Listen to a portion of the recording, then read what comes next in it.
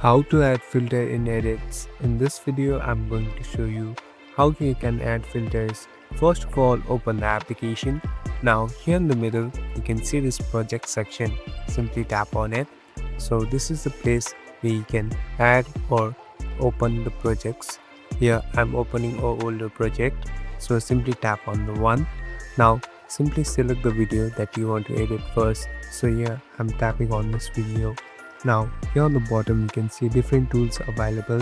Swipe right until you find the option called filters. Tap on filters. Now, here are different Instagram filters that are available. So, you can select the one that you like. And here on the right top you can see the stick button. Simply tap on it and you're done. Thank you for watching this video. I hope this video will help you.